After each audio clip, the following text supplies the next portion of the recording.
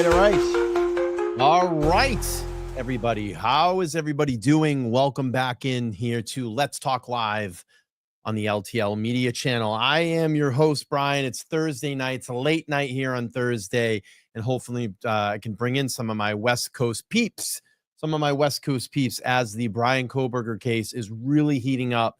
And we saw some updates from Brian Enton today. He was actually out there and had been reporting over the last couple of days in this. And it's funny, to come back to this almost 2 years out of this case. And now we're so close. We're about a month and a half away, August 11th.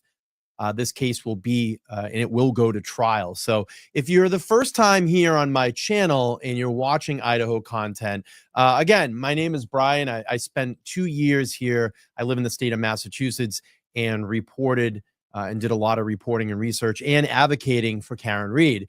I've spent essentially 2 years of my channel life doing that. And the trial obviously ended last Wednesday with a victory of not guilty. And it was really satisfying to see that, considering, all the work that we have done to put in to help Karen, to advocate for her, to fundraise for her, to be there in emotional support in those times in and around the courthouse. I got to be able to meet the family and spend, plenty of time around Karen and get to know her throughout these two trials. And, it's a shame because it's an absolute sham what happened to her, wasted, thousands and thousands, hundreds of thousands of dollars by the Commonwealth of Massachusetts to prosecute the wrong person. And clearly the jury has spoken. The jury is now coming out. We've had jurors that have come out and said, something happened to John inside that house. And I'm really hoping that the FBI will reinvestigate and reopen that case. But, I have been saying here for, about the last week, we're over a week, almost a week and a half now. It's really time to start wrapping up. I'm not going to abandon anything. If anything does happen to come up in Karen's case or her civil case, I have plenty of contacts that would be willing to come on here and talk about those things. And, I have some things planned, and we're going to talk about that tonight because I still want to be in touch with, obviously, my local roots here in Massachusetts. There's still a lot of cases that I want to continue to tackle and talk about, and we will do that. So we'll get into it tonight. Again, it's going to be really nice to bring in a new audience and cultivate a new audience. I love all the members and subscribers that have been here over the last 2 years, and I hope that you will come around because this case is going to be big. Is going to be a big, huge trial, and it will be worldwide. Broadcasted. It's scheduled for about 3 months. So there's going to be lots of content and lots of things to go through. Again, I'm a little bit behind. So what I wanted to do tonight is just do kind of a basic guide to the Bryan Kohberger Idaho 4 student murders. If no one has heard about this on my channel, or if you're new and you're just coming in through the algorithm, maybe we can guide you, and we're going to break it down to very basics tonight and go through that and get, reinvigorated and rekindled in this case. There's a lot of things that I need to personally catch up on, and I plan on doing the work and putting it in. And, I had started this channel, it started 4.5 years ago. My channel was a car-related channel, and I did wristwatch content because I spent 16 years in that industry. And then the Idaho 4 case happened. The Idaho student murders happened in 2022, and that's really where I started to dig in, really my first investigative work. And, I spent about 1.5 years. And then obviously the Karen Read case had popped up here in the state of Massachusetts. And I got really encapsulated into that. And, we're back. It's kind of like, I don't like to say this, it's kind of like an old friend, but we've come back around, and it's going to take a while to rebuild and get people interested in this. But I'm going to tell you, this case is going to hit and bang the algorithm really soon, now that we have a trial date. So I wanted to get back to it. It's a case that I was very passionate about. I still am. And I deserve, I believe and I agree that these 4 lives that were lost deserve justice. So let me look at the chat. It has been a while. I'd like to catch up with the chat tonight. I have a slide presentation that we're going to pull up tonight and go through that as well. And, like I said, we'll go through it. Let's see. Diane is here. Thank you. It's good to see you in the chat. Channel moderator or wrench. Sophie's over here hanging out. Nice to see you, Sophie. Channel member and moderator. Let's see. Melanie says, hey, everyone, coming in from Ron and Ed show. Looking forward to this, Brian. Nice to see you. We have Lauren DC, obviously, in the chat. Adam is checking in. Say, hey, Brian. Hi, Lauren. How are you? Good to see you. I imagine, Brenda says, I imagine we don't know. I'm sure there are details we will learn, of course, and we will get into it. Let's see. Wednesday Child says, I'm wicked excited to see you do something else. Watched the Karen Reed case with you. Well, thank you. And I have, you got to go back. I have well over 500 videos of the Idaho 4 case on my channel. And I'm telling you, we really dug in, and a lot of stuff that has come out that I dug in and discovered, 2 years ago has come to fruition. So you're going to want to go back and check that out. Tammy's checking in. Good to see you, Tammy. Let's see. Miss G says, I know something about it, but I can honestly say my spirit is telling me he is guilty as sin. And we're going to get into that. Lawrence is so happy to find your channel last March, all the hard work that you've put in to Karen and the community. I appreciate that. And I appreciate everybody checking in. Let's see. Lisa says she's here to stay. Thank you, Lisa. Appreciate that. Rosalind saying, I love that you're going to cover this. Update us, Brian. Appreciate that. Sophie, good to see you as well. East Coast Beauty says, yes, you're back. Watched your coverage before Karen and the case. I appreciate it. Yeah, it's going to take a while. But you know what? I love rebuilding things. I love, building things up. And we did a hell of a job over the Karen Reed case. I appreciate every single person that came into those lives 4 nights a week. We were just banging away at the channel. I'm very close to 50,000 subscribers. I'm hope we can get there in the next week or two, and we'll do a huge 50,000 subscriber celebration. I have grown as a person, as a creator, as a I don't know what's the words I'm looking for, but just overall, I've grown as a person, and it's completely humbled me. So Ohio checking in. Nice to see you. Looking forward to watching the show. Thank you, Kathy. Appreciate that. Para Law Queen 13 says, Brian, you're looking good. Keep it up. Thank you. Yes, appreciate it. And I'm hoping that I can get out to Idaho, within that 3 months. I'm planning on going out and getting some courtroom coverage out there. All right, let's not delay too much longer. Let's get into my slide presentation tonight. And again, this is just a basic guide from what I have researched in the Bryan Kohberger Idaho student murders. So hopefully this is a show that people will get reinvigorated here on my channel. And if you're catching this in your algorithm, maybe this will help you, break down the basics. And then we'll start digging into some of the things that have just recently come out in our upcoming shows, because we're going to have a lot of content to do. And we'll talk about that. So let me share my screen here. So let's pull this up. So we have the Idaho 4 updates. We're going to update everybody tonight. And here we go. So I want to first talk about my local Massachusetts peeps. Obviously, I've cultivated a huge relationship here in the state of Massachusetts through the Karen Reed case, and I don't want everybody to worry. I am on Sunday. I used to do the LTL Super Sunday show on Sunday during the Karen Reed trial, but I'm going to keep this theme going. And what I came up with is the Sunday 617. And that is going to be local Massachusetts cases. We still have Sandra Birchmore. We have Turtle Boy.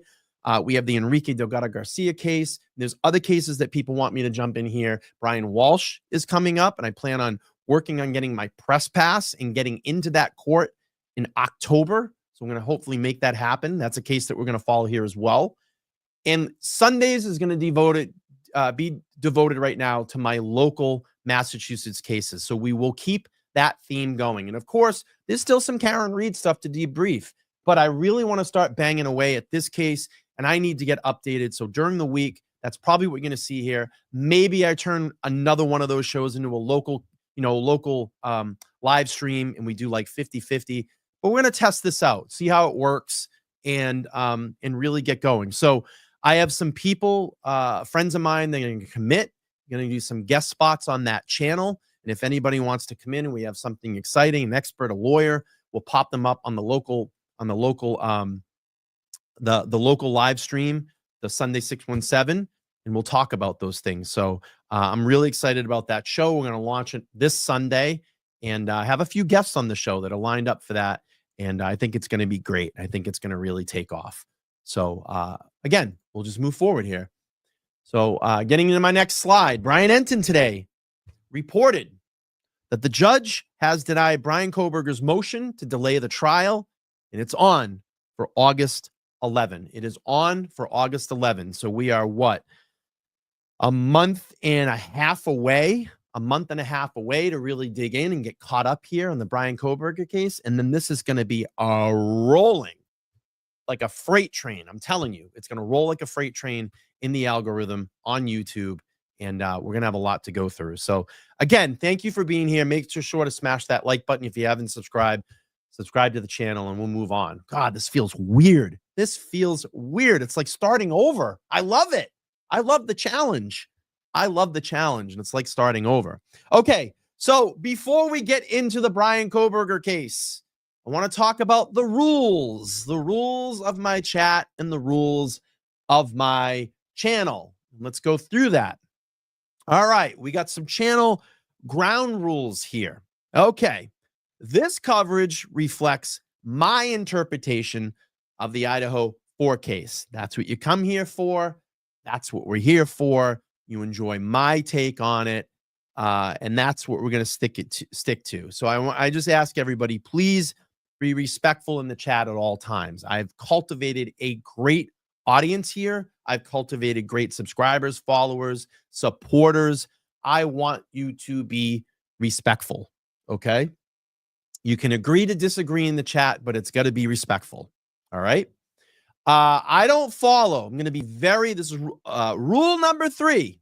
I'm going to tell you right now, I don't follow other creators.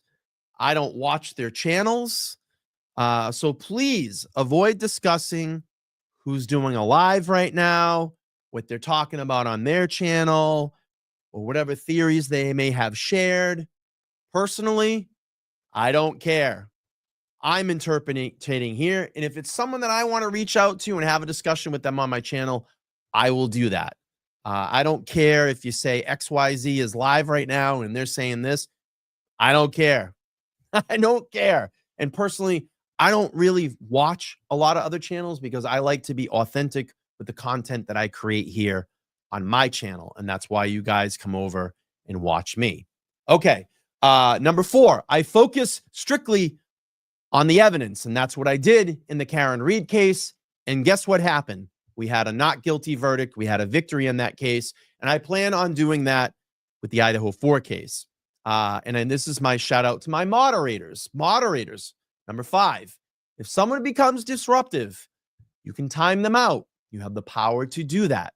If they continue to be disruptive, I trust you enough that you can remove them. You will just get them out of the chat, and that's it. They're gone. I'd say at least 3 chances. By the 4th, if they're not getting it, sayonara. Have a good day. You're out. I trust you that you'll be able to do that. And then most importantly, given the situation that we're talking about here, we want to have some fun. We enjoy the conversation and enjoy the great content. So that is it. All right, moving along here from the ground rules. Let's get into the basics. Let's get into the very, very basics. Let me enlarge my screen here. So we are talking about the Idaho 4 student murder. So people might ask, like, what happened? How did this all start? So back on November 13th, 2022, 4 University of Idaho students were murdered in their off-campus home. The victims' names are Kaylee Gonsalves, Madison Mogan, Xander Knodel, and Ethan Chapin. Bryan Kohberger, who is the accused murderer, is a 28-year-old criminology PhD student. He was arrested in December of 2022. He has pled not guilty to all charges at this point. All right. And here we go. We're going to get into the basic timeline, very basic timeline for everybody. And I just have to enlarge my screen because I'm on a small screen here, so bear with me. Okay, so basic timeline. Before the murders, August of 2022, Bryan Kohberger begins his PhD criminology studies at Washington State University. That nickname is WSU. It's about 10 miles from Moscow, Idaho, where the University of Idaho is. The fall of 2022, victims are attending the University of Idaho in Moscow. Kaylee has recently returned to visit after graduating. Excuse me 1 second. So we'll take you into November 13th. November 13th, 2022. The murders at 4 a.m. Authorities believe the stabbings occurred at 1122 King Road, an off-campus residence in Moscow. Moscow.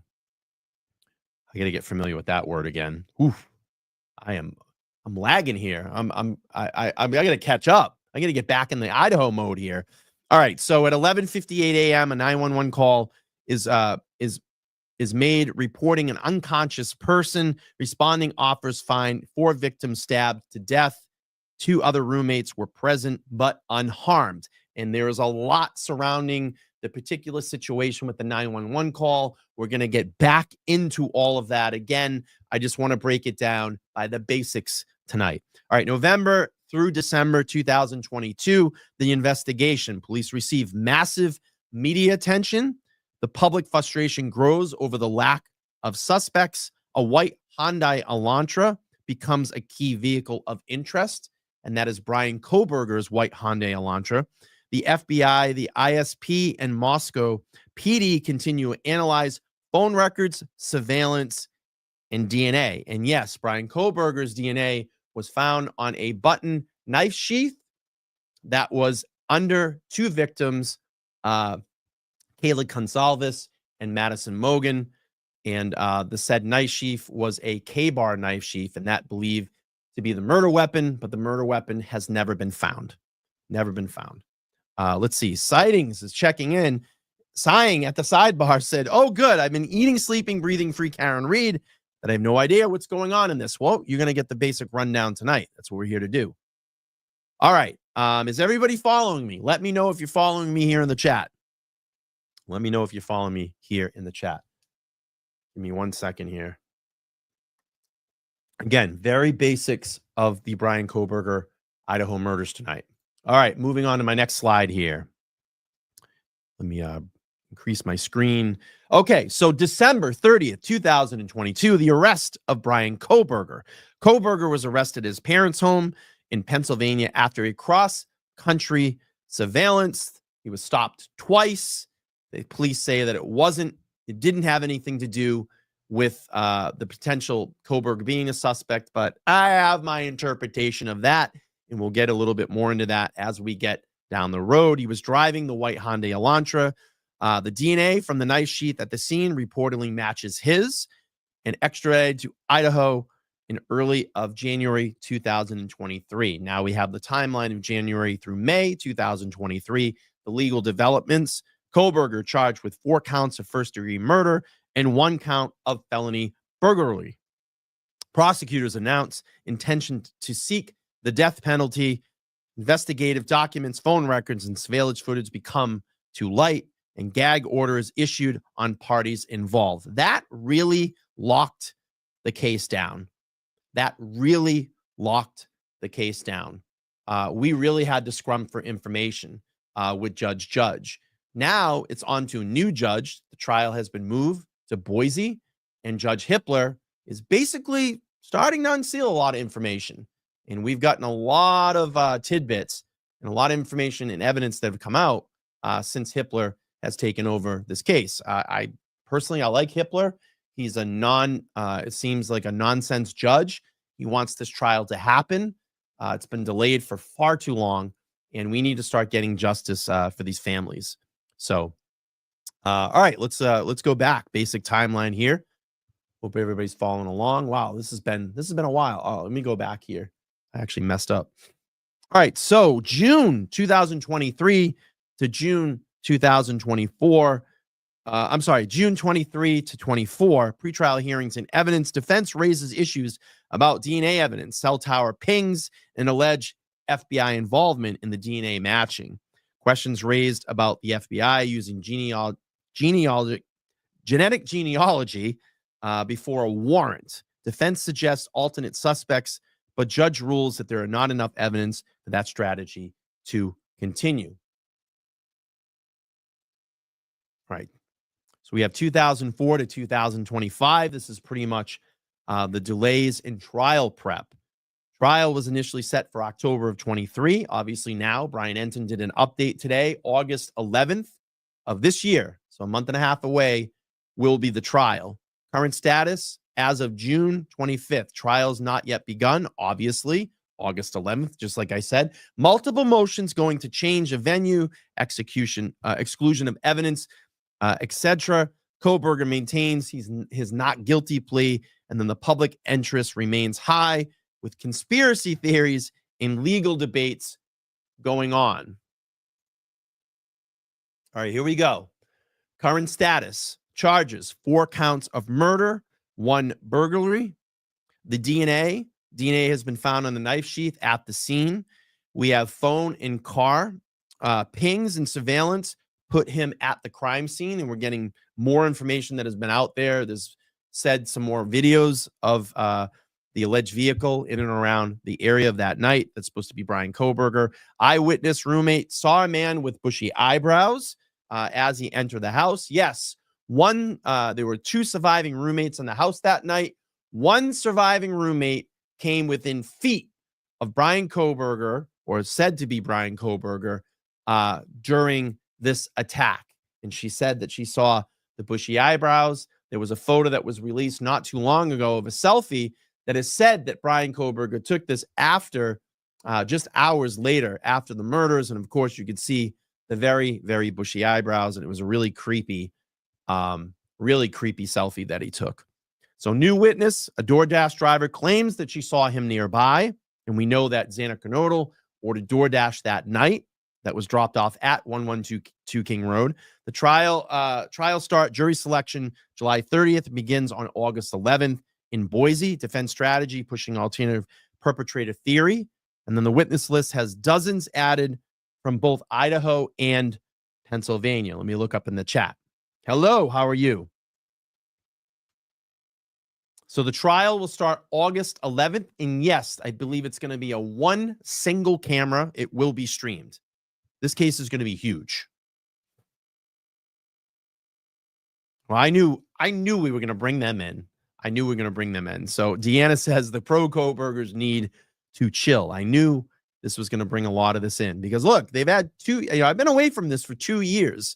So a lot of that has been cultivated through a lot of these live streams and chats because people have had, time to kind of dig into a lot of these conspiracy theories. But again, I set the ground rules on this channel. I'm going to follow the facts.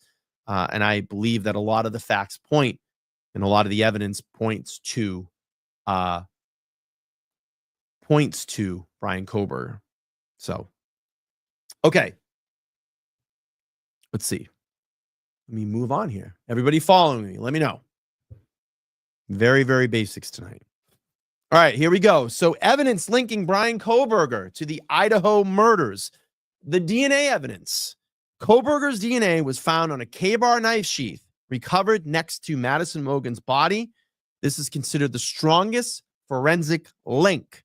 DNA source. The DNA matched Kohberger through genealogy testing using his family's trash from Pennsylvania and confirmed via direct cheek swab after his arrest. We have cell phone data. Cell phone tower pings. Kohberger's phone pinged near the victim's house multiple times in the weeks before the murders, including indicating that he had been surveilling the area. Excuse me 1 second. I'm turning my air conditioner on. Let me get a sip of water here. We have phone activity the night of the murders.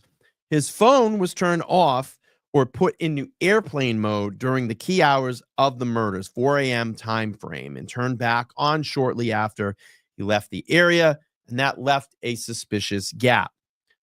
Post-crime movement. Cell data shows him traveling to Pullman, Washington, to Moscow, Idaho area, and quickly leaving after the estimated time of the killings. We have the vehicle surveillance. A white Hyundai Elantra. Surveillance footage captured a white Hyundai Elantra circling the victim's home multiple times in the early morning of the murders, and there is video footage out there on my channel that you can watch of that white Honda Elantra circling 1122 King Road. We have the car ownership. Kohberger owns a white Honda Elantra matching the suspect's vehicle description. And we have the vehicle tracking. Traffic and campus cameras showed Kohberger's Elantra traveling from Pullman to Moscow and back around the same time of the crime. Eyewitness description. Surviving roommate statement.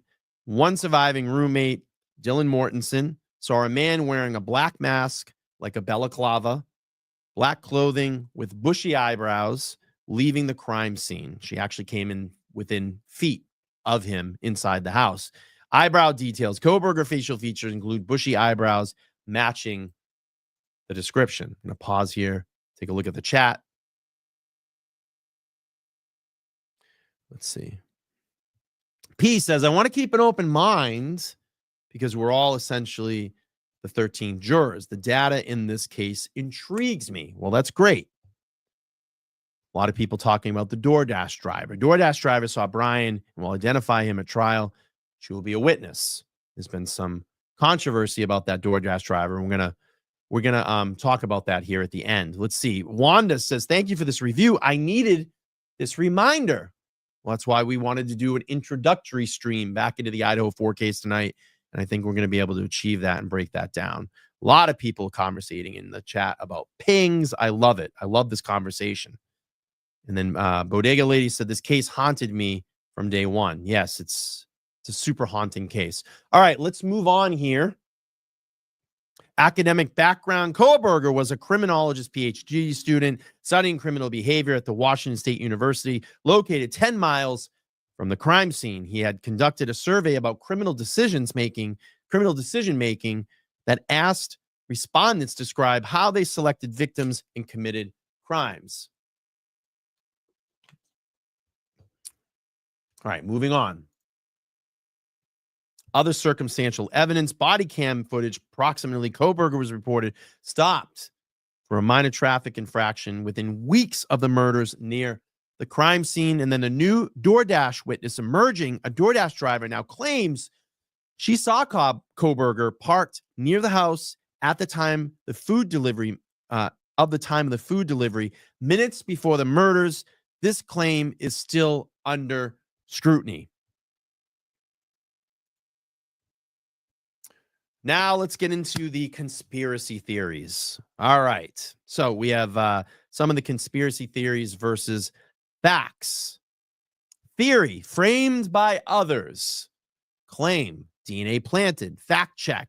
DNA on the sheath. The phone data. Eyewitness all match Kohberger. We have the DoorDash driver wrong. Misidentified. DUI at the time, but statement recorded voluntarily on a police cam. You have filed noise complaints, motive for the attack, no complaints traced to him. Others in the neighborhood filed them. We had a victim vigil. There was a claim that he had been attended a public event, reviewed footage. It wasn't Kohberger. And then multiple killers. The claim is he wasn't around. 3 unknown DNA samples found, but no other suspects named. So the thing that I have to say about the unknown DNA, and, we saw this in the Karen Reed case. If you followed me in the Karen Reed case, there was a lot of unknown DNA. And if they would have just taken the steps in further investigation, the way that I look at it is too, college house, a lot of people coming and going in that house. I think that's what's created a lot of this controversy as well. Like, why would it just be this guy? Why wouldn't it be someone that has known of that house or has been in that house? Why wouldn't it be someone that knows this? And again, we haven't gotten the entire connection as to what his connection is to that home and what that connection is to these victims. I'm sure it's going to all come out in trial. It will come out in trial. Again, when evidence is released or statements or things are put out there, you're only getting bits and pieces of the actual evidence unless you have someone like, Turtle Boy that ripped the Karen Reed case wide open. or, another investigative journalist that looks in and really starts digging these pieces out. And I have a lot of theories in this too, that other theories that we haven't heard about that I feel that will put Kohberger at that house. And I'm going to get into a lot of the stuff over the next couple of weeks and do a lot of review. And it's going to be interesting to go through this and break all of this down. So I am not a lawyer. All these opinions are my own. I took pre-law classes in college. I got through one semester and I'm like, the workload is way too much. way too much. Let's see. All right. So let's move on. Let's move on. Okay. So we have the alternate perpetrator claim. Let's break these down. So we have the defense argument. Someone else did it, possibly using 2 weapons, plus 2 attackers. Kohberger has coordination disorder, so he may not be able to be capable. And we heard a lot about this from Ann Taylor, saying that he had learning disabilities and this coordination disorder. I don't know. I don't know if I'm not buying. I don't know if I'm buying it. There's been a ton of delays in this case by her, and it's like, look, if you're, in my opinion, if you're innocent, then why not get this trial going and just go through it? There's delay after delay after delay, and it just seems a little bit weird and a little bit fishy, where there's going to be some things that I think may be hard to explain through common state. I'm thinking Commonwealth because of Massachusetts, state witnesses that are going to come forward, especially talking about cell phone pings, the DNA evidence. We now know that the K-Bar knife was purchased on Bryan Kohberger's Amazon account.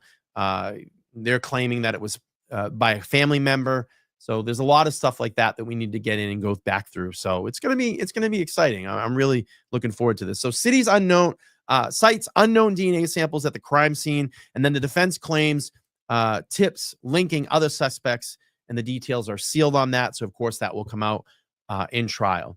So the court's response, or the state's response, must provide real specific suspects, not speculation. The hearing was held on June 18th to determine admissibility. No alternate suspects officially identified as of now. So again, this is just really a wide open case. It's wild. There are many, many theories, but again, I'm sticking to the evidence right now. That's what's leading me in this. And I'm open. I'll be open to any other interpretation or any other evidence that comes into this case, because I've been out of it for 2 years. And, my stance right now is the evidence is leading towards Bryan Kohberger, but we'll have to see. We'll have to see. All right. So we have the witness 1, the DoorDash driver. Okay. Testimony claims she delivered food parking next to Kohberger at 4 a.m. She saw him near the crime scene shortly before the murders, first came forward on a DUI stop on a body cam footage and confessed that in 2024. Credibility factors. Testimony was unsolicited, was intoxicated. DUI cast doubt on the memory, and statement sealed under a court order. I want to look up here in the chat. We got Massacre in the chat. Good to see you, bro. Says guilty. Kohberger is guilty. Damn it. Oh, the chats are going to get fun. I love this. The chats are going to get fun. The chat's going to get fun. Kathy, thank you. She says, fantastic show. Lots of information. Thank you, Bryan, for covering this. I'm going to tell you, every single law tuber that you watch will jump on this case. I already saw Andrea Burkhart's going back to it. I love Andrea. I plan on reaching out to her and having her come over and have some conversations on the channel about this. I know Nan Gallagher, that's been a huge guest of my channel and supporter. She's going to jump on and ride this train with me as well, because she's been invested in the Idaho 4 case. That's actually how she found me. So we're gonna do a lot of live streams and talk about this. I'm sure Todd McGee will be able to get in, come up here on panel and talk about the police investigation. So we're gonna have a lot of guests, and I'm losing my voice. This happens to me like once every couple of months, but I'm losing my voice right now. So let's see. Let's see. Coffee Cake, thank you so much for the $10 super chat. Says, as Mr. Foreman said, not guilty and proved otherwise, but there is a drive time done, a drive test done. I don't think there was one. I don't think there was one. All right. Thank you for the 10. I appreciate it. Let's see. But thank you for the 10. I appreciate that. All right. Let's see. We will move on here. Give me 2 seconds.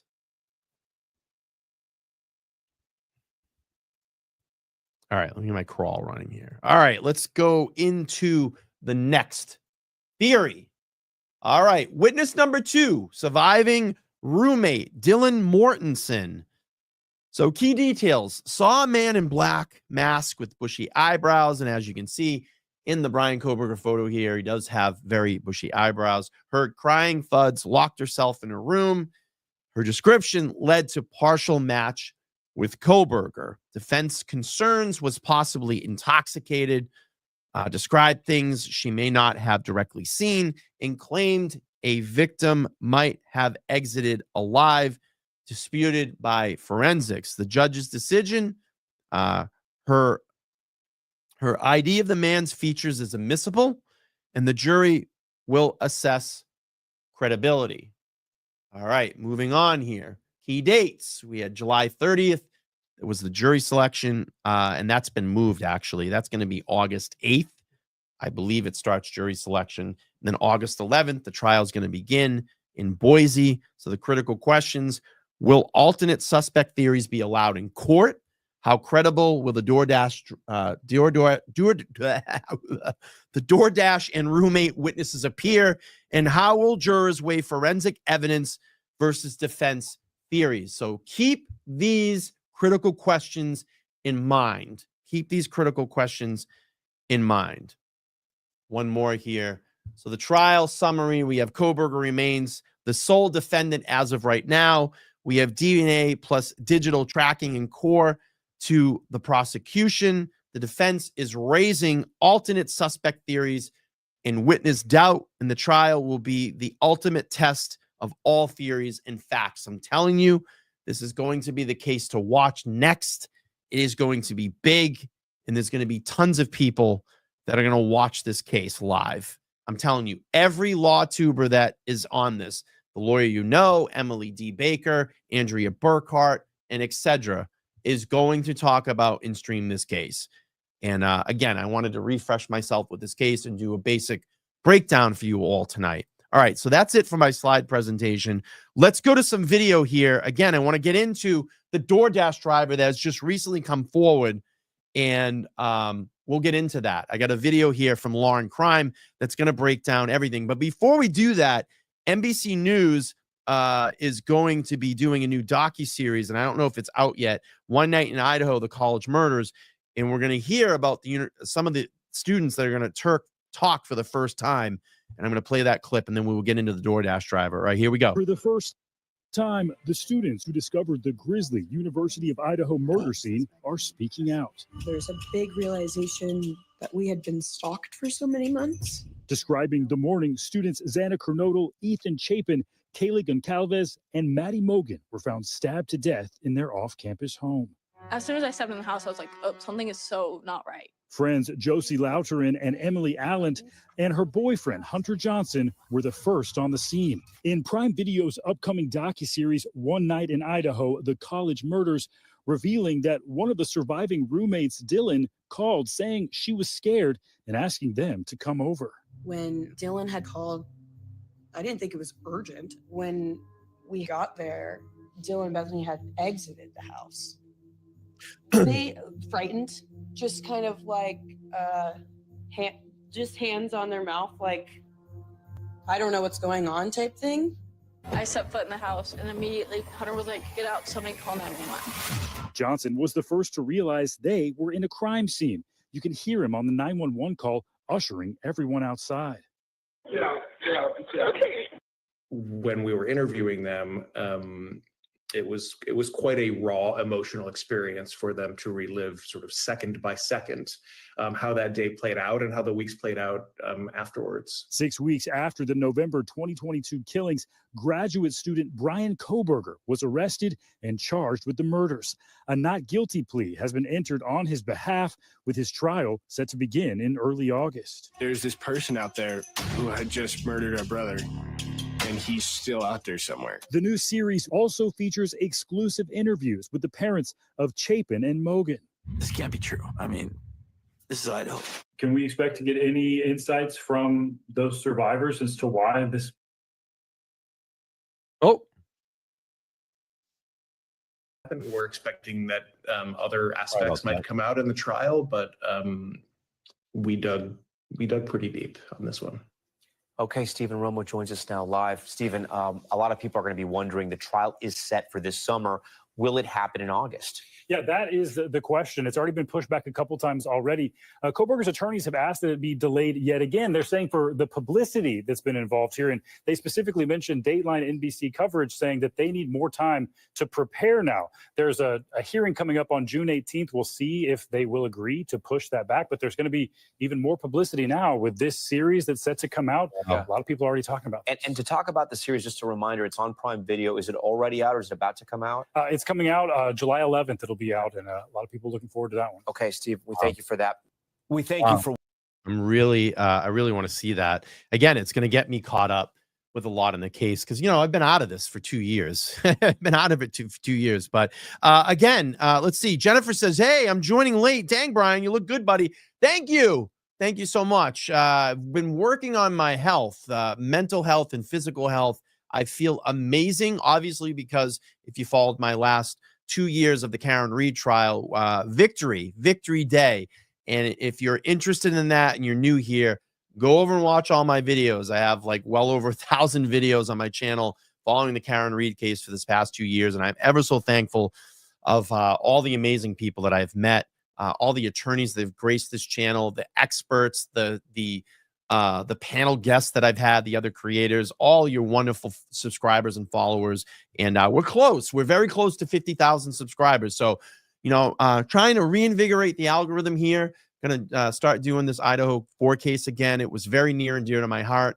I spent a lot of time and met some friends back then that helped me out on panels. And we've changed. We've changed a lot. Have the fully functioning built out studio here. Just a mile away from Foxborough Stadium in the great state of Massachusetts. And, again, I'm not abandoning my hometown crew. Don't think I'm leaving. On Sundays, we're going to do the Sunday 617. That's going to be totally dedicated to local news in and around our area and trials and political corruption and corruption. I'm going to still follow that on Sundays. So thank you. Bodega Lady says, you did so much for Karen Read. Thank you. I love you. Thank you so much for being a subscriber and a supporter and a channel member. I appreciate that. Dusty Blue says the studio looks good. Thank you. I appreciate that. If you follow me on Instagram, you can go over and see a full layout of the studio. Please just look me up. And I appreciate it. I post on Facebook a lot too. I have a Facebook group. You can find me at LTL Media on Facebook. Make sure to subscribe. I'm also on X as well. 13,000 strong on X. You can find me there at LTL Media. Okay, let's pull up this video of the DoorDash driver. Again, there was a hearing just a few days ago. Judge Hippler has made the decision. As you can see here, the look on his face. No, this trial is happening. It's over. It's on August 11th. It is happening. Jury selection will be in the first week of August. All right, Law and Crime Network, Anjanette Levy, love her. Let's play through this video and get caught up with the controversial DoorDash driver. The record is replete with notice that we are not prepared to go to trial in this case. The discovery is vast, and we have not had a chance to. And Taylor, you have had over 2 years to get your shit together in this case. You have had over 2 years to get this. It's not August 11th. It's August. It's August 11th. The trial date is August 11th. Brian Enton reported today. It is August 11th. But you've had 2 years to get your shit together, Ann, and you keep delaying. Let's get justice for these families. And I understand you want to delay, you want the memories to fade as time goes on in a trial, and it's not brought to trial. Memories fade. People tend to forget things. I get it. I get it. And I get that's what you want to do here and keep kicking the can. Exactly. He just took it out of my mouth, kicking the can down the road. Let's get this on. Let's get justice for these families, and let's get this case over with. And if Bryan Kohberger didn't do it, then it's up to the state to bring their evidence forward and say, here, this is our evidence that proved that Bryan Kohberger did this, and let's let the jury decide. All right, here we go. Review it all. As Bryan Kohberger fights to delay his August trial for the murders of 4 University of Idaho students, we're learning more about mystery witnesses who could be called to testify at trial. One who claims to be the DoorDash driver.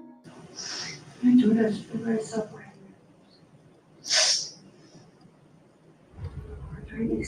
But others are being summoned to court in Pennsylvania. I look at the new names added to that list.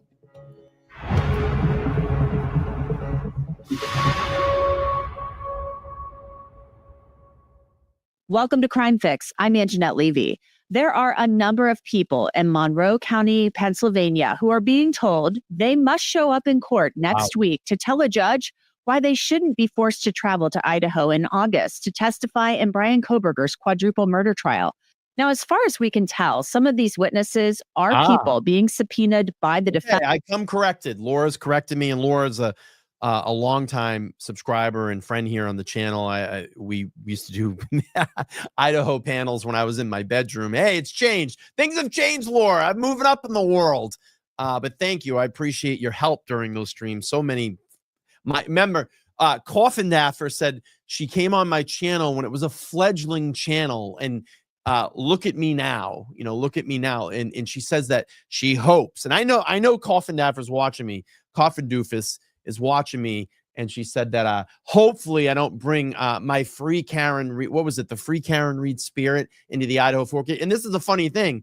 We stand on the same side in the Kohberger trial. So I don't know why she was trying to call me out the other day in a tweet, but I appreciate the publicity because it's great. And she actually linked the stream because she was on my channel before when we talked Idaho. She actually my first guest, big guest on my channel. I never hid that. I never shied away from it, but we took opposite sides in the Karen Reed case, of course. And she blocked me, so I can't respond to her on X, but she called me out. And actually, you know what? Let's just do this. I'm gonna pull it up really quick so we can see her tweet. I want to make sure we get the language correctly in it, but it was kind of funny. I can't respond to her back because she fucking blocks me. But she wanted to call me out for some reason. I don't know. I guess she had an itch to scratch with me or something again. But let me pull this up, and we'll get back to Anjanette Levy and the DoorDash driver here in a second. But let's pull this up. So I come corrected. It is August 18th. Thank you so much for correcting me, and I apologize to my subscriber in the chat. So she came at me and she said, I love this. Prior to, let me just take this down.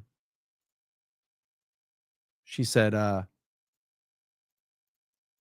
she called me a bandwagoner, which is hilarious. I'm not a bandwagoner. Prior to Let's Talk Live jumping on the free Karen Reed bandwagon, we spoke about the Idaho 4 case. He had a fledgling channel and asked me to come on. I said, sure. The live we did is linked below. So thank you for the free advertising. Appreciate that. And I think that Jennifer Coffinaver's mad at me. She calls me a fledgling channel because I have almost double the subscribers her on my YouTube channel. So I think she's probably a little bit jealous there that she can't get her channel going.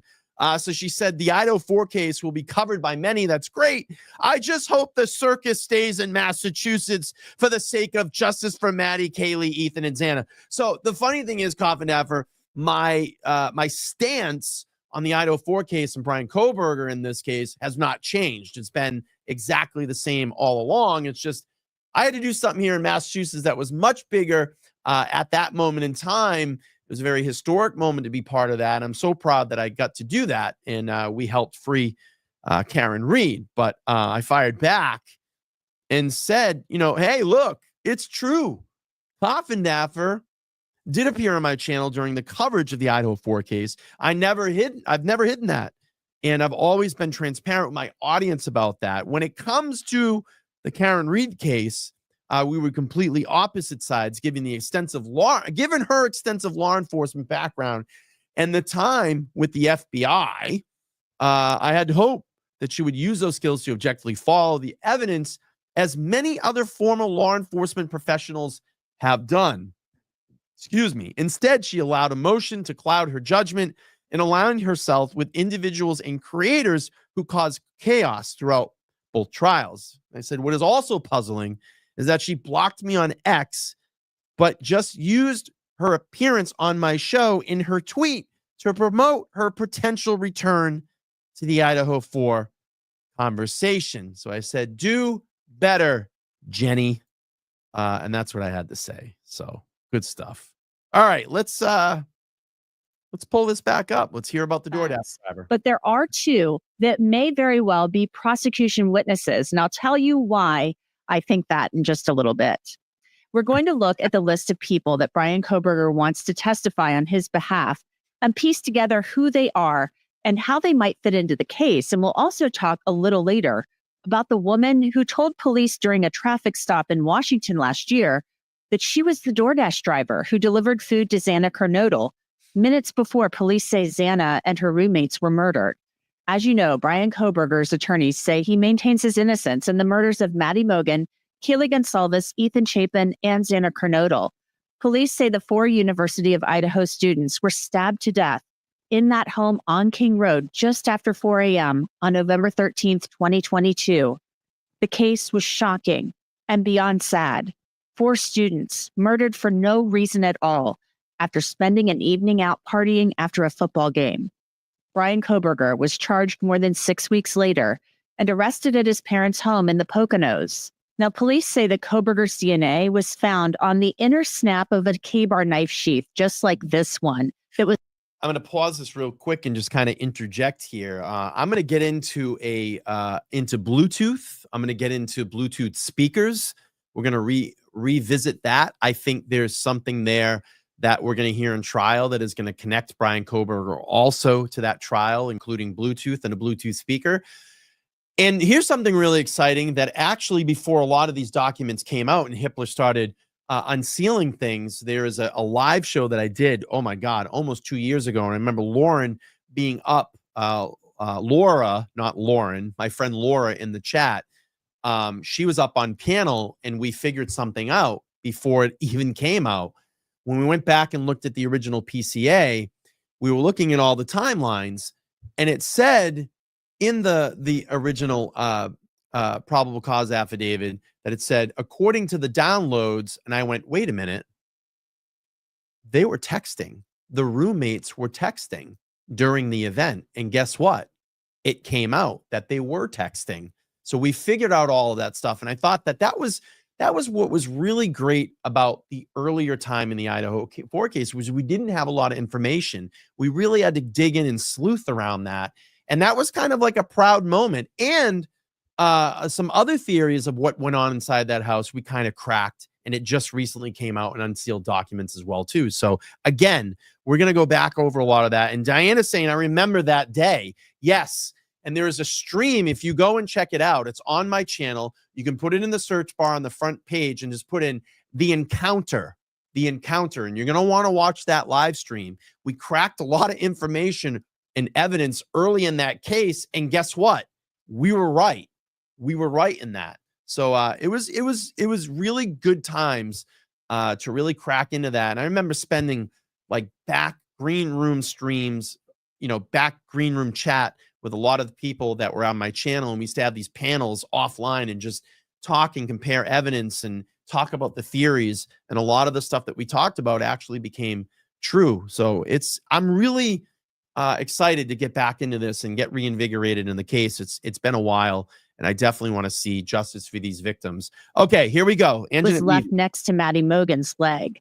Prosecutors have said that Kohberger bought a K-bar knife, sheath, and sharpener from Amazon 8 months before the murders when he was still living in Pennsylvania. Kohberger's lawyers may argue at trial that his DNA was somehow transferred onto the snap of the sheath, or they could argue that someone planted the sheath. The prosecution and defense have both made.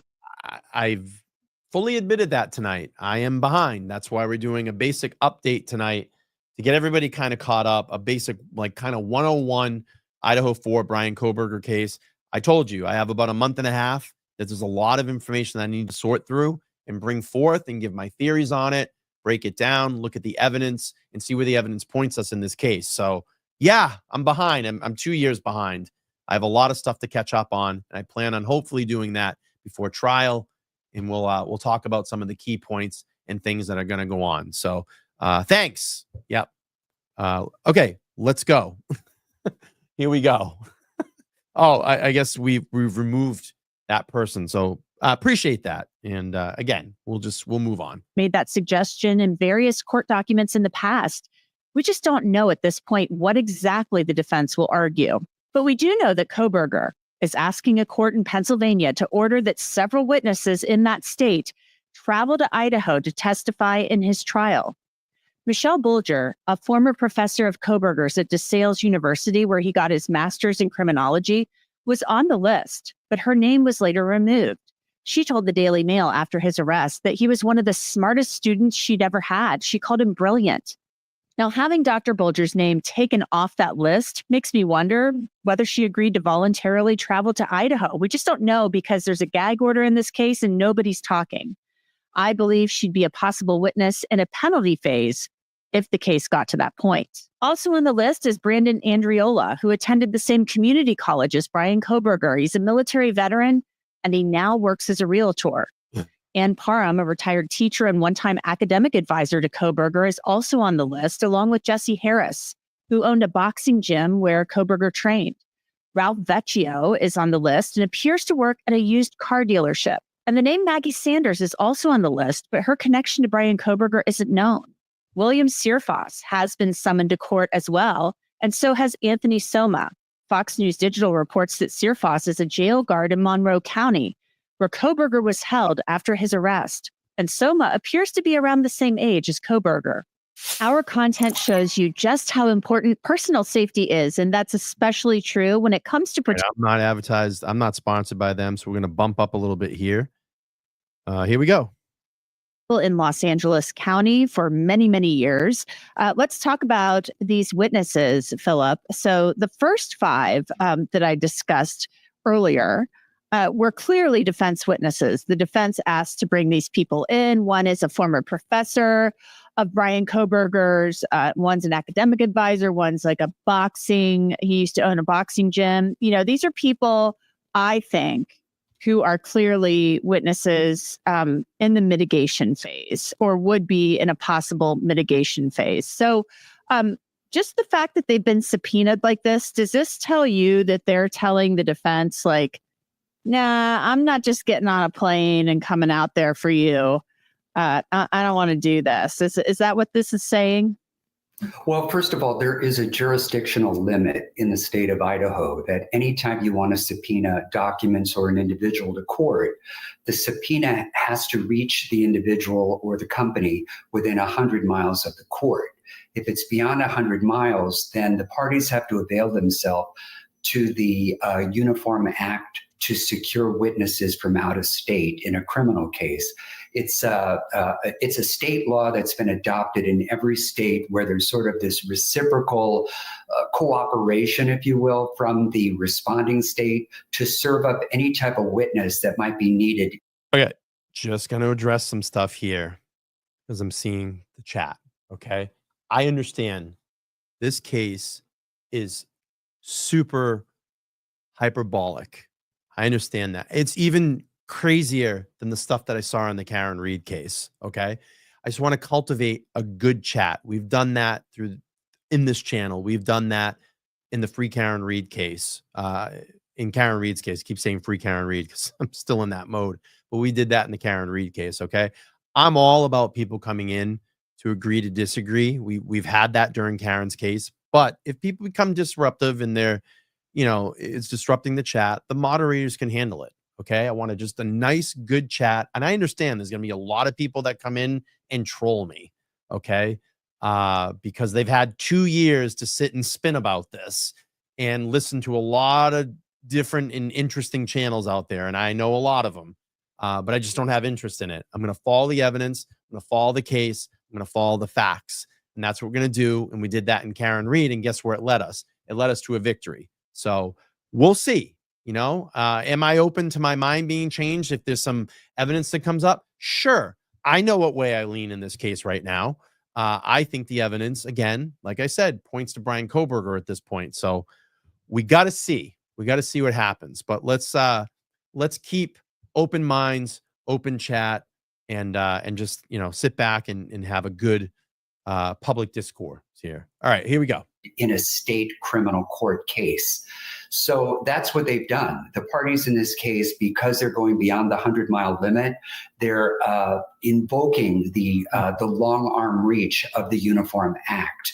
So what it does is, in essence, it asks a judge in the responding state to summon the individuals into court and order them to cooperate with the requesting state. And in fact, the judge out of state can even remand those people into custody if they're showing recalcitrance. Wow. It's pretty serious stuff. Now, the requesting state has to show that the testimony is material. In other words, you can't just issue a subpoena just to put someone's life on hold. The requesting individual has to put in a declaration under oath how that testimony is crucial and essential. In other words, that it is necessary in the pursuit of justice. And in other words, we call that material. And assuming they can make that showing, the judge is obliged to order them to cooperate, or they'll go into custody. The requesting state will pay all expenses, their travel, their lodgings, and I believe even meals. And I think there's even witness fees per day that they're out of their home state. But that's pretty much how it works. So, well, the people, there's 4 witnesses. One of them, their hearing's been put off till July, Maggie Sanders. The other 4 witnesses, are they going to have to show up at court on Monday for this hearing with lawyers and maybe say, yeah, I don't want to go, and this is why? And then a lawyer for the prosecution, a representative of the prosecution will say, well, we need this person to testify, and this is why they have to do it. And judge, you're just going to have to order them to do it. Is that basically what's going to happen then? Well, the purpose of the initial hearing, first of all, is for the court to make a showing of materiality. That is really a mixed question of law and fact. If the testimony is not material, the judge can just quash the request and not participate, if you will, or force any of those witnesses to get on a plane and come out to California, or on a Greyhound, or on a train. That's the end of it. But assuming they meet the minimal threshold of materiality, then the inquiry becomes, would it become an undue hardship for the witness? So let's say, for example, the witness is a caregiver for an elderly parent. Or let's say they have a one-man band operation from an employment standpoint, and they cannot get away. Then the court might say, look, I'm not going to order him or her to appear or to cooperate with the requesting state. However, I may recommend that they do remote testimony. So for example, this is wild. It's like people that are witnesses out in Pennsylvania don't even want any part of this. This is absolutely wild. I've never even heard of anything like this before. I thought, like, when you just get subpoenaed, you go. Like, you got to go and testify. This is wild. For example, Zoom, Teams, WebEx, those type of testimonial platforms. So there are creative ways to get around the transportation. Well, I hope you'll watch it with LTL too. That'll be nice, right? I hope you'll watch it over here on my channel. We got a lot to dig into. Here we go. A hardship has been shown by the witness. But if there's no hardship and the testimony is crucial and essential, the judge is going to order that witness to cooperate and get them on a plane. If they refuse, they'll be remanded into custody and brought to Idaho in shackles. Wow. Well, let's kind of hope that it doesn't go that far. I mean, that sounds very uncomfortable.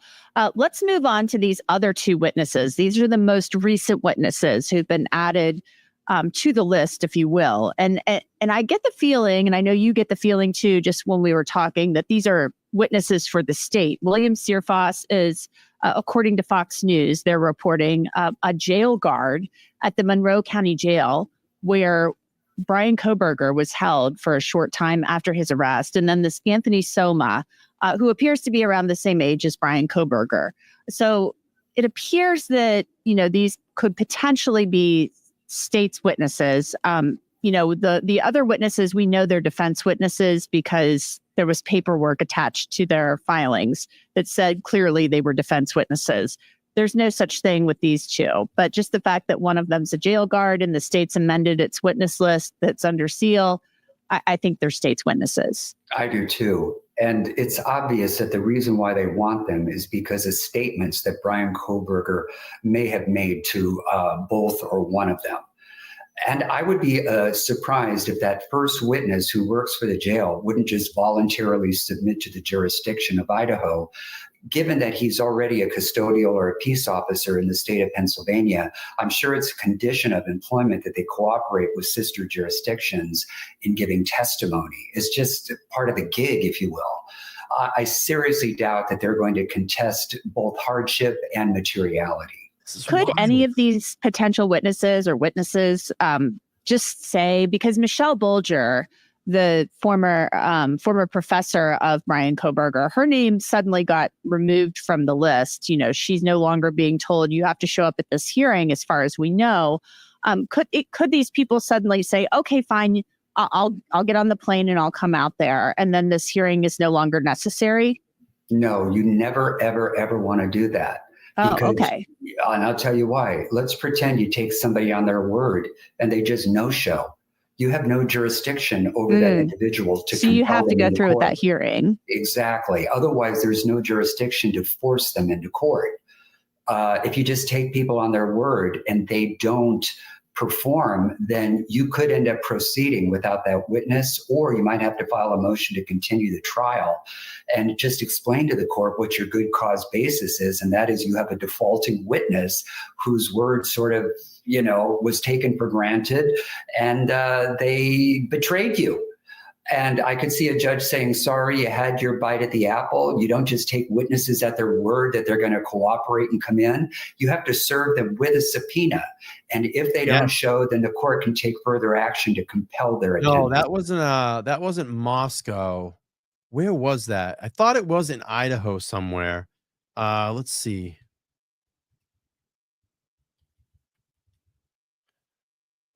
Where was that? It was in Ohio. That was in Ohio, not Idaho. It was in Ohio. All right, here we go. So why would Dr. Bolger's name have been removed from the website and the paperwork related to her? Could be several reasons. There is a federal law. It's called FERPA. It has to deal with privacy in education. And if you don't have a complete waiver of the right to privacy in educational records, educational performance, educational credentials, all of that stuff, it could be a federal violation. Now, there is no private right of action to sue for a violation of it, but you can lodge complaints with the Federal Department of Education, and it could compromise the credential of those professors and those teachers, and it might not be worth it. It could also be that maybe the witness walked back on what they were going to offer for the defense, and if they're going to do that, or if they're going to waffle, and there's really no sort of certainty in what their testimony is going to be for your client, you don't want to put them on because it could end up hurting the case. All right, so let's talk now about the woman, Molly McMichael, who claims to be the DoorDash driver who delivered food to Xana Kernodle that morning. First, the timeline. Court documents state that DoorDash delivered food to 1122 King Road at 3:59 a.m. on November 13th, 2022. Court records have also identified the DoorDash driver as MM. Now, that's a key point in the timeline because police believe Xana got her food delivery and was still awake at the time of the murders, just after 4 a.m. In September of last year, a woman named Molly McMichael was pulled over for suspicion of driving under the influence in Pullman, Washington. She'd admitted to taking hydrocodone for pain. Later, an officer interviewed her, trying to determine whether she needed help for substance abuse. I have PTSD. I have depression. I have insomnia. My husband was murdered in front of me. He was shot 9 times. Our friend. Where did that happen? In Moscow. McMichael's husband was shot to death several years ago in Moscow, according to news stories online. Then she brings up being the DoorDash driver. And now I have to testify.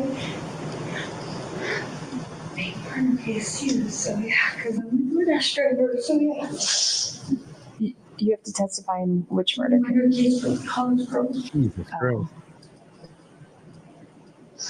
My DoorDash driver is separated.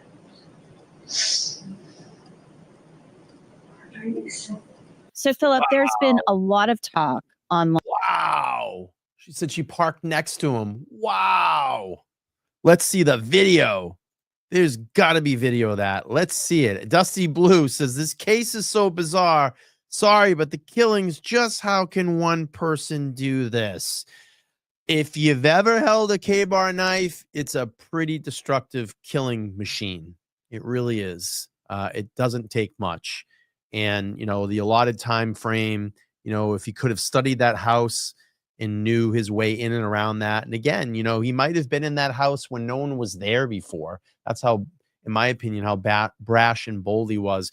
And we're going to talk about a Bluetooth speaker pretty soon and talk about Bluetooth. And that might give you some other information, some other clues that might come up in court. All right, let's keep playing through this one. Line about this woman who claims that she was the DoorDash driver who delivered Xana's food that morning at 3:59 a.m., right before these murders occurred. And what she said during a traffic stop, you know, nearly 2 years after the homicides. You know, she's saying after she's in the holding cell area of the police department, you know, I was the DoorDash driver. I saw Bryan. I parked right next to him. So a lot of people have been like, oh my God, oh my God. You know, there's a second eyewitness. You know, the prosecution has said in court filings, there was only one living person who saw the person that morning responsible for the homicides. So is too much being made of what this woman said in this arrest footage, you know, because what really matters is what she's going to testify to on the stand and what she told police, you know, after the murders. Well, it's a double-edged sword, in my opinion. Ooh. On the one hand, she is a percipient witness. She would put Bryan Kohberger at that scene. If she gets on the stand and says, yes, that's the man, I saw him there when I was dropping off a meal delivery, you know, it's almost as bad as Dylan's testimony that she saw the man with the bushy eyebrows in the house. So in a way, it's the second fact witness that puts him there.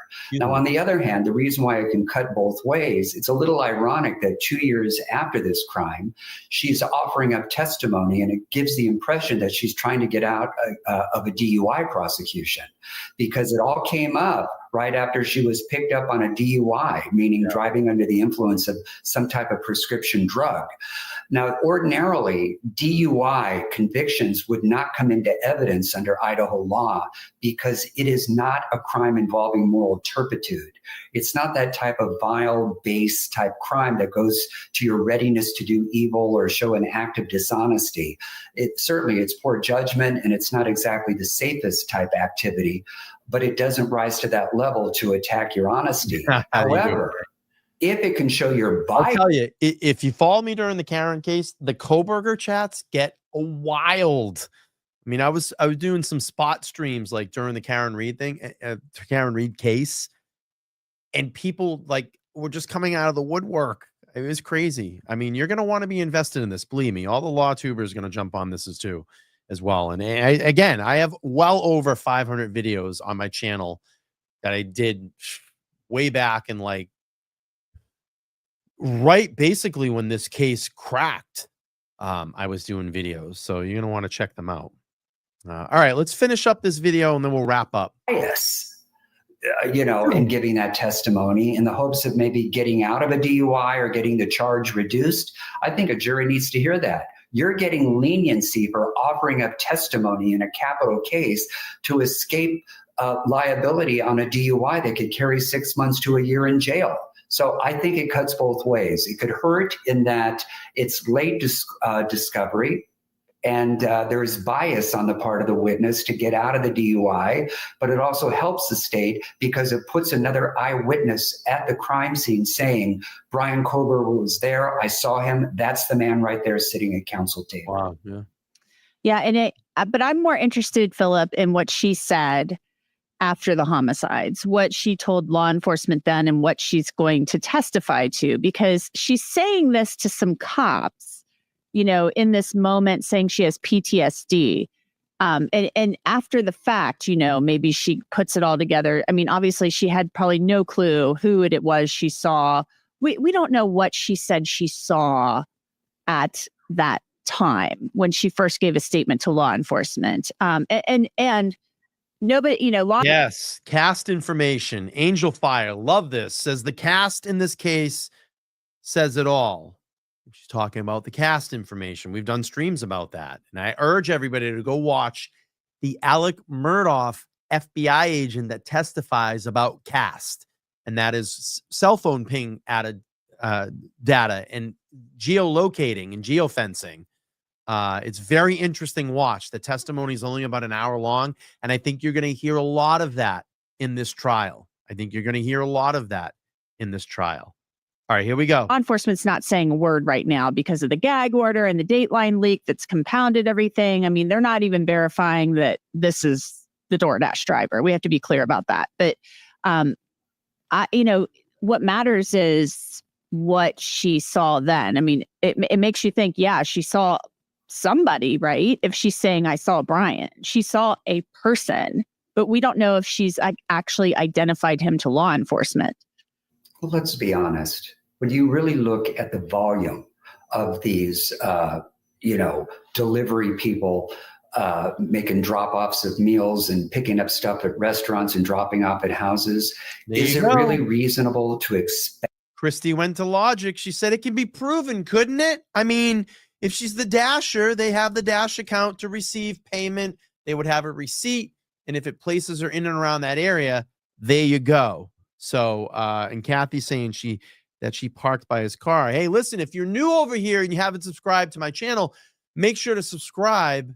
We'll be covering the Idaho 4 case, of course, and then I won't leave my Massachusetts local friends behind. We're going to be doing a show themed on Sundays called the Sunday 617, and we'll be covering cases here in the state of Massachusetts. So thank you. You know, listen, have over 1440 watching us tonight. We have about over 1,000 people on X watching, 5 on Facebook, my Facebook friends, and about 349 people on YouTube. I'd love to get all those people over here on YouTube. And if you haven't subbed up, come over and check me out. That's my home base. That's where we sub from. That's where my content is. You're going to want to come over and do that. All right, we're going to play a last couple of minutes here of my final thought. We're going to wrap up the stream. Again, I'm glad everybody's reinvigorated about the Idaho 4 case. I've done many, many lives. I have a lot to catch up on, and I'm sure we're going to have a lot of guests that will jump up, my legal friends that want to talk Idaho. I know Nan is invested in this. We're going to talk a little bit about that. Actually, on Monday night, she'll be here for a one-on-one interview live here in the studio. And we're going to talk about and ask her, who is Nan Gallagher? What got you involved in being an attorney and involved in the interest in the Karen Reed case and the Idaho 4 case? So I'm really excited about that. All right, let's buzz and finish this one up, and then we'll give my final thought. And we're off for the evening. Here we go. That driver 2 years later to remember a face. I mean, honestly, if you think about it, particularly at that hour, everybody that you're dropping off meals to is faceless. And I cannot tell you, Anjanette, how often I've had meals dropped off at my own home. They don't even knock. They just leave it in a bag at the door, and you're calling, wondering where your food is, and you open the door and it's been sitting there all along. So I think that this is all fodder for impeachment. And in the end, I really do think it could boomerang on the state, because it's all going to look like she's looking for a deal to get out of a deuce, we call it in California, a DUI. and they want to bring that witness, bring them. But I actually think in the end, it probably does more harm than good. Most jurors have ordered from Uber, Postmates, Grubhub, DoorDash, all of these places to know that when you consider the volume of all the orders that are made and all the orders that are dropped off, nobody is ever going to remember the face of one man at that hour. Well, and allegedly he was wearing a mask, according to the prosecution, a balaclava. Philip Dubé, thank you so much for your time as always. Have a great one. And that's all right. it.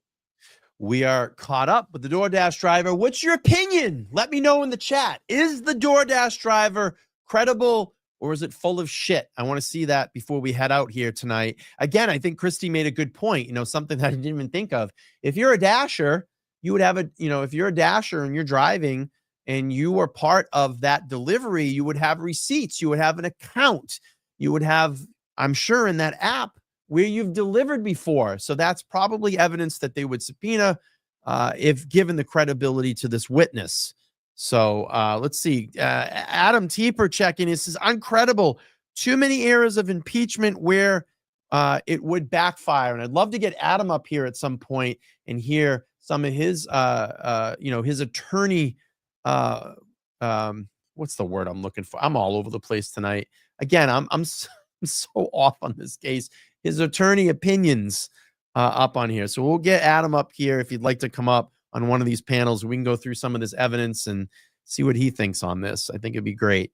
He's a friend of the channel, a subscriber, great guy. We spent a lot of time out there in front of the courthouse. We had lunch. What was it? The day of the verdict or that? No, the Monday. Oh no, the day of the verdict. We had lunch, right? I can't remember. Or the Monday before the verdict in the Karen Reed case. Oh man, sweet victory in that. Sweet victory in that. Carla, thank you so much for the coffee. I appreciate that. And you can support me on Venmo and Cash App as well too. And if you haven't seen, I'm going to show you the victory photo I took outside the courthouse when Karen Reed was exonerated, fully exonerated. Let me.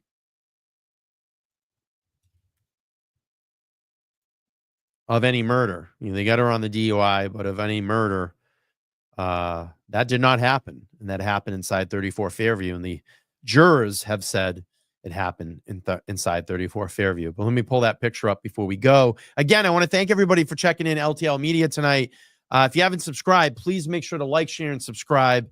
I'm trying to get this channel to 50,000 subscribers. We're so close, ever so close. And here's the picture of all 2 years of hard work supporting Karen.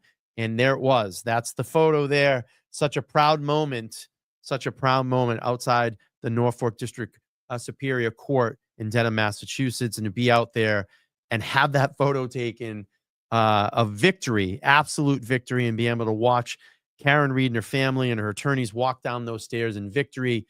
It was such a great moment to be there. And I was so glad that I was so part of that historic moment. We did a great job. Yes, Karen Reed is free. And I appreciate all the cross-pollination here of the free Karen Reed supporters that are going to follow the LTL platform here as we move on. If you don't know and you're first here, I have, let me just turn on my camera really quick. If you haven't seen it yet, I'll give you guys a buzz of, I have a fully, and I don't know if my camera's in focus here yet, but I don't know if if you're, first time on my channel. Let me present my screen. Let's see. I have a fully functioning, built out studio here, and I can give you a little quick virtual tour. A couple desks. We got the beautiful table, and this is, really what it looks like in here. And I don't want to bang around the other camera, but you get the point. And I have live guests in studio. They come in, sit down. I actually was the first YouTuber to do a full 2-hour interview with Nathan Reed just days after his sister's not guilty verdict. So that was it was pretty cool to have that opportunity to do that. And if you haven't watched that stream, please go over and check it out.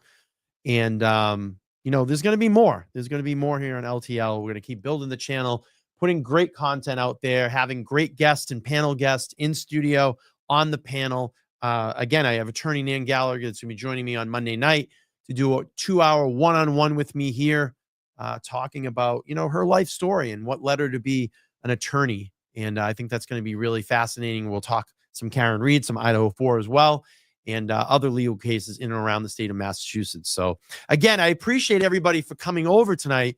If this is your first time over here, we did a brief overview and a very basic overview of the Bryan Kohberger Idaho 4 case.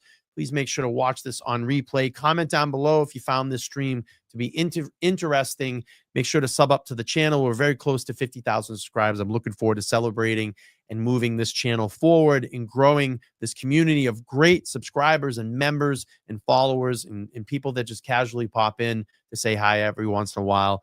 We've cultivated a great group of people over here, and I want to keep growing this platform as big as I can. So I'm going to take off. I appreciate everybody. I'm going to be off the next 2 nights. And then Sunday, we're going to launch our new Sunday local show called the Sunday 617. We're going to cover local cases here in the state of Massachusetts. That's going to be at 10:30 a.m. Eastern Standard Time. It's just going to replace the Super Sunday show that I did during the Karen Reed trial. And we'll keep the local theme going. Looking forward to that. And again, I'm Bryan, LTL Media. Appreciate everybody. Going to head out, and I look forward to our next Idaho stream together. Let me hit the outro here if I can find it. My thing's all over the place. Bye, everybody. Good night. Smash that like button. Take care. Bye-bye.